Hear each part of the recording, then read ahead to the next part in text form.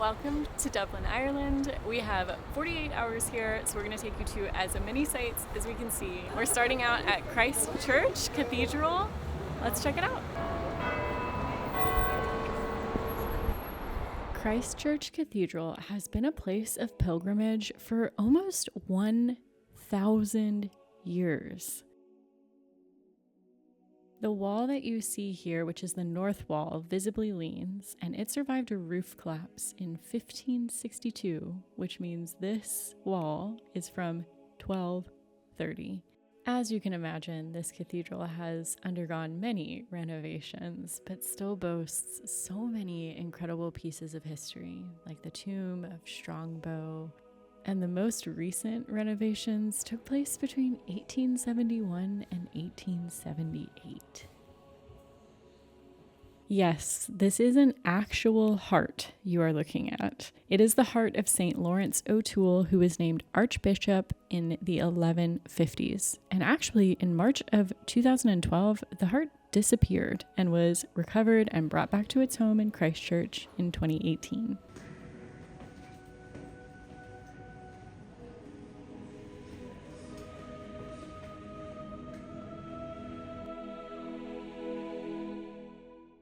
This is the largest crypt in Ireland. It has a copy of the Magna Carta and a mummified cat and rat. What a combo. Where did you get a wooden sword? Oh.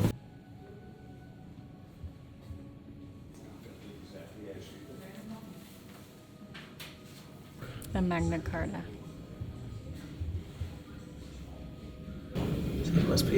Must have to stay at an exact temperature at all times. Megan, what are you searching for? The cat. Wondering the crypt for the cat and the mouse. Tom and Jerry. It was likely chasing the rat. The cat's whiskers are still there. That does look like a dead cat and a dead mouse. Or rat. I don't know what else I expected.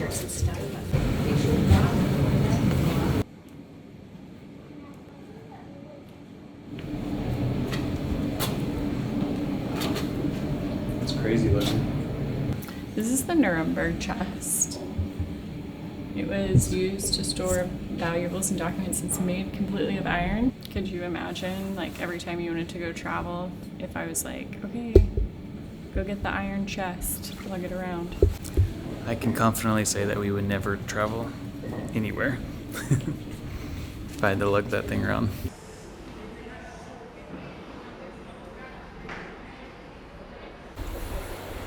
So just to rewind this a little bit, we've actually been to Dublin. It's been 6 years since we've been here, and the first time we came, we asked where we should eat, and we were sent to this pub, Darky Kelly's, and I still remember it 6 years later for the Guinness stew and the burgers, so we're gonna see if it's just as good. First beer in Dublin, and it's not a Guinness because I'm saving that for the Guinness factory, of course. Really good. It's a home one here, or house made.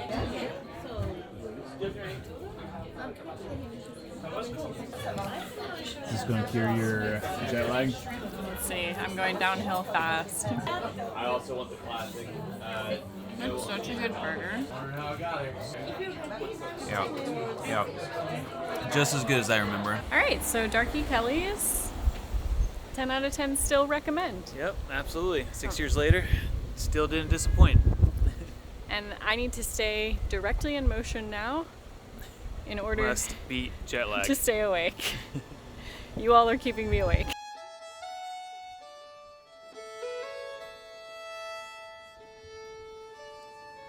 We are in the Dublin Castle courtyard, I believe. The reason I think that is because I see a tower behind us. I just blindly followed him here. He told me we were going to the next destination, and he has no idea. I just gave you a great idea of where we are, potentially. I was correct. It is one of the mini courtyards of the Dublin Castle. It's the Upper Castle Yard, and if you like, you can actually go into a tour. There's a couple museums here, there's a cafe, there's also some gardens that have been talked up pretty highly right now, so that's what we're going to go ahead and find. But if you do want to enter, it's €6 or €12 if you like a guided tour. Just over there standing watch.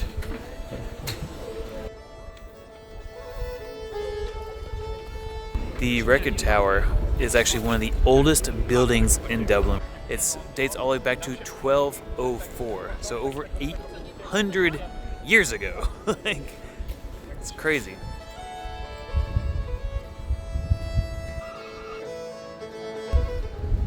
Where'd you lead us? We got lost finding the gardens. Well, I mean, actually, the gardens are here. Right on the other side of that hedge. But let us show you how to get in, because remember, this is the channel of misdirection and mispronunciation.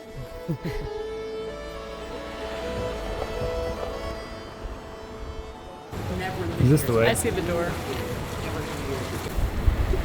I joined the tour group. Garden. I'll give it away. They're like fireworks of lavender. Magical. The gardens were designed as a helipad. So you'll see those circles that I was just showing you in the grass, and apparently you can see them a lot better from the sky.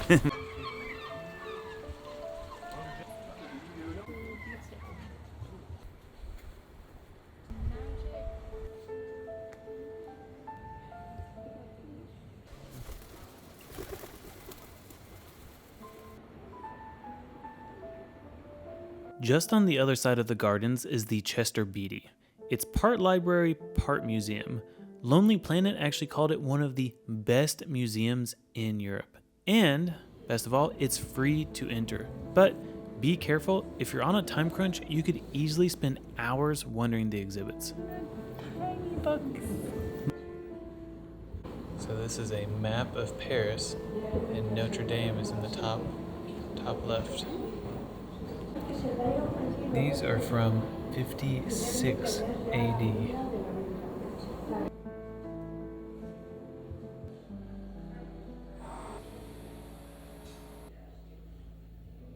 And when you're done with the exhibits, make your way up to the rooftop terrace, where you can get a great view of the helicopter pad and gardens from above. So that's just the library. There. Gardens. Tower. What did you think of the Chester Beatty Library? I thought it could be like a UNESCO World Heritage Site. Like, I feel like there's just so much history in it. I was just blown away on how someone was able to get all of that into one place and not be this like national, world-known place that we all hear about or know about. So I think it's a really great hidden gem, personally. What did you think? Yeah, it was great. I've reached the point of jet lag where I can't read anymore. So I think There was a lot of manuscripts from all over the world. Yeah. And so I a feel lot like to the take floor in. is moving right now. So I'm going to take her back to the hotel, take a nap, He's maybe just as jet lagged as me. maybe sleep, and then we'll start again tomorrow. We'll start again tomorrow, but we are going to show you our hotel tonight because it is the perfect location for everything we've seen so far and for tomorrow. So let's head back. And we're back. And just to give you some perspective here, so that's Christchurch, so where we started today. And then if you keep following this way, that road down there is where Darky Kelly's is, and then we came from the castle that way. So we just made a whole circle back to the Leonardo, Christchurch, Dublin. Amazing hotel. We stayed here the first time we stayed, and they've renovated since. And we got in, our flight was at 4:45 arrival this morning in the AM, so we got to the hotel around 7 a.m. and they let us check in early, which was such a nice bonus perk. So, big shout out to this hotel, great location, and an amazing staff. Okay, I'm gonna go lay down now. Me too. See you in the morning.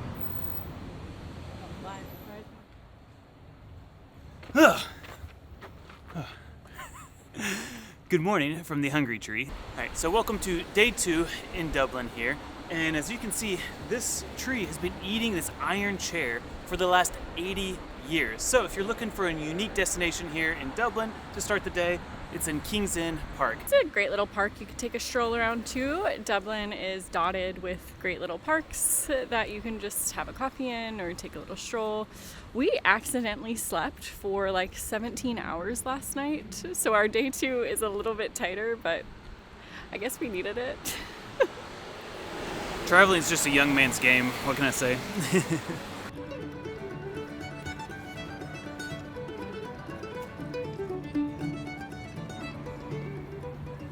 There's a lot of temple bars, but there's only one temple bar, and you have to stop here if you're in Dublin. You just have to.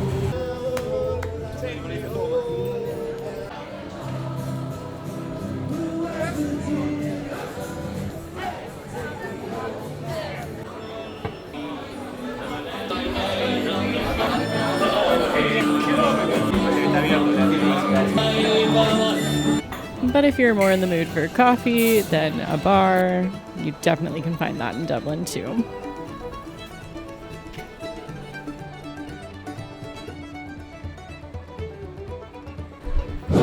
We're walking Grafton Street now, which is a very famous street in Dublin for music. There's, not right now because it's early in the morning, but there's street buskers that play.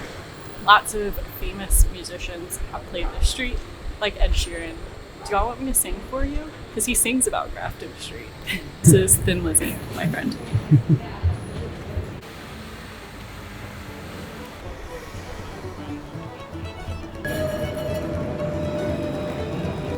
And right across the street from Grafton Street is St. Stephen's Green.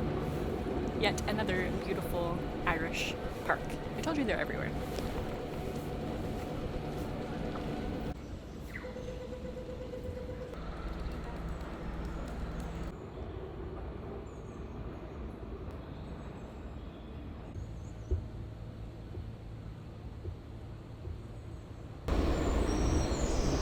Feed him any banana bread? No, I threw that away. Well, I ate it. Actually, I ate it. Yeah.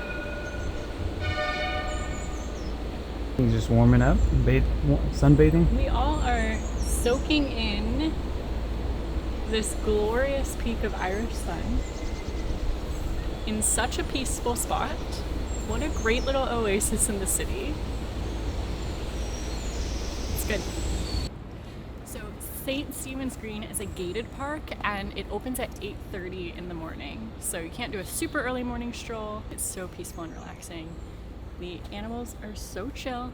Also, I see wild blueberries over there. What a magical little spot. I don't know if you can see them, but like... I can see them with my eyes. right there. Yeah. Oh, I see it past the vine. Yeah, they're on the vine there. It's kind of hard to see, but you just have to come to Stephen's Green to see it. Also, can we all appreciate that Andrew has a fork in his back pocket? Don't give away my secrets. Travel hack number 1, always carry a fork. You never know.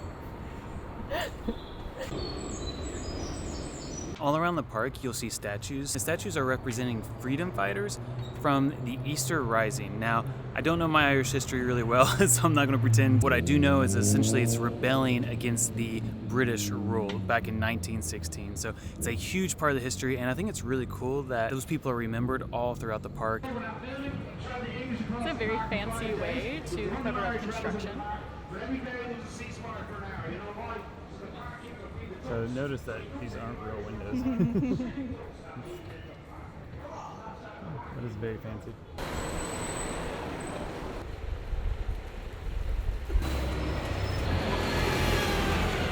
We just have to go through this spooky tunnel to our next destination. It's not too spooky once you're in it. There's even a nice map, so we know where to go next. We are at Trinity College. Why would you stop at a college when you're exploring a city? Let's find out. What you doing? I should have looked this up, but yeah, gotta buy tickets in advance online or at a counter around the corner. So I'm gonna try to do it online really quickly. Unfortunately, the Book of Kells experience is sold out. No surprise, because it's a very popular attraction. However, the good news is that Trinity College is an amazing place to just walk around. The second good thing is we do have another day in Dublin. All right, so we will go ahead and book the tickets now. We'll also drop the link for you if you're coming to Dublin, and we'll see you back here tomorrow. So it turns out that all of the books in the Trinity Library are undergoing conservation right now, and that's the biggest thing that we wanted to see. However, we found the next best thing, and here's a hint. Guinness! Welcome to Guinness.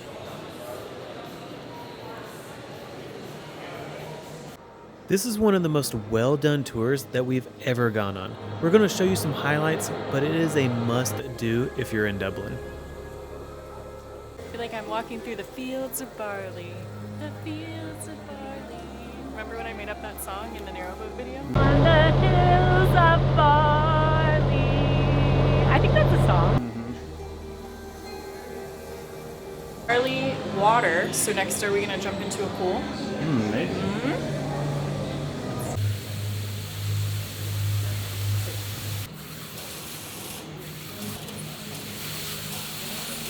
So it's actually not too early for a beer because you should always start your day off drinking water.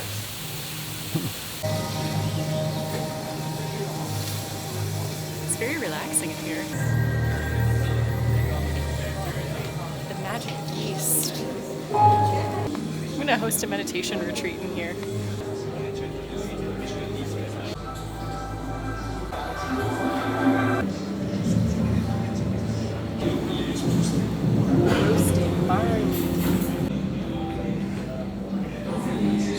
The bubble area. I love the bubble area.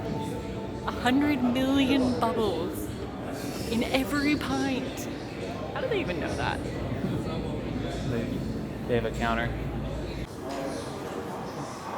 Bubble area. It's 300 million. I said the number wrong. The bubble counter counted 300 million. New job.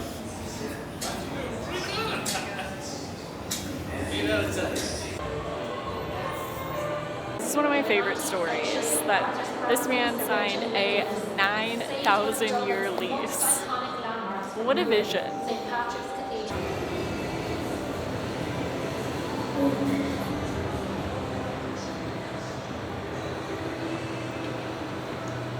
It's almost Guinness o'clock. This is where I had my first Guinness ever. It won't be the same this time. But it'll still be amazing. I feel like we're in Tron. Around this room we have 4 aroma pots, each one representing a key ingredient in Guinness.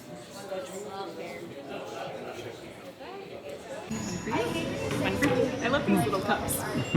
So sláinte, that is the Irish word for cheers. So is everyone ready? Yes. So 1, 2, 3. Sláinte. Then just going to switch it around your mouth to awaken your palate.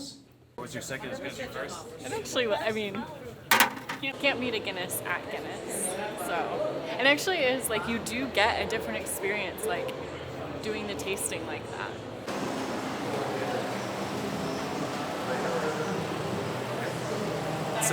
It says don't touch. Oh, it does. No, I'm just kidding.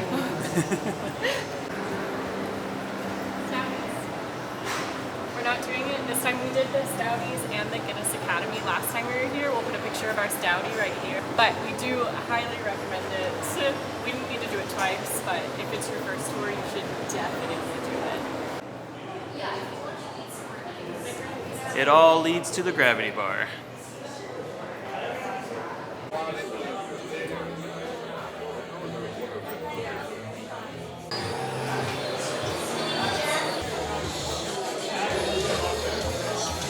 Guinness? Do you have the non-alcoholic Guinness? Yeah? Yeah. So one normal, one non-alcoholic.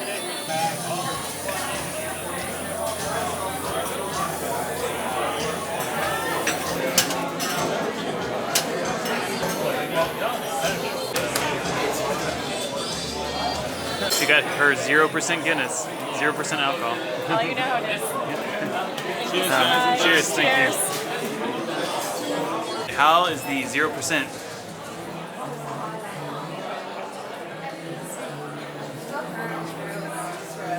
It tastes like identical to Guinness. That's actually amazing. I'm so impressed. That's so cool. 10 a.m. Guinness just like didn't really sound like my jam. But you can still have the experience. So if you're like not a big drinker, you can get the 0%. It's really good. I, on the other hand, am just a big lush and think that 10 a.m. sounds like a great time for a Guinness. But we'll do a drink comparison, see if they actually are identical. Yeah, it has all the food groups in it. Right? We just learned.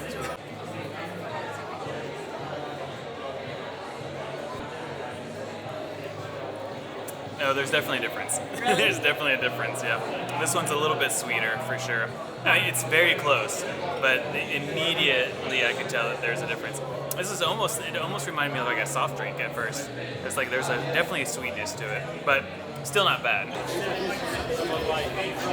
So last time we were here, it was January, and it was a lot less crowded. Like no one else. Yeah, it was us, and we just had picked up the seats and got to see the entire city, except it was like really cloudy and dreary that day. So today we can actually see the mountain range, see everything around, but getting a seat has been quite tricky. Keep in mind, we also did the 10:15 tour, and it was still that busy. I kind of thought it would be less busy. I really did Yeah. too. But what it was it was a couple euros cheaper. There you go. That's a win. We're starving, and it's always good to eat after drinking, right? Or is that the other way around? But either way, we're going to 1837.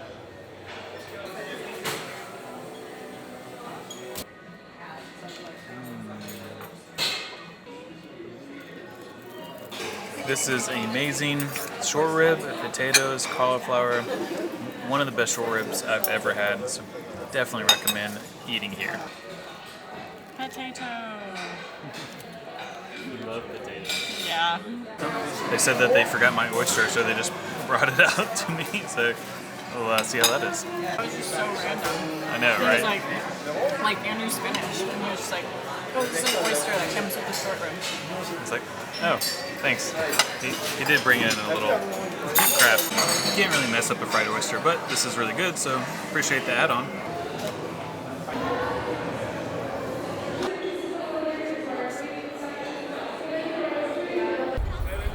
And that's a wrap on Dublin. There's honestly so much more that we wanted to do, have done last time we were here, and would recommend that you do if you are coming. St. Patrick's Cathedral, which actually has a Guinness connection, and Kilmainham Jail, which is a really great historical tour. So we hope you enjoyed our time in Dublin with us. Let us know in the comments if you've been.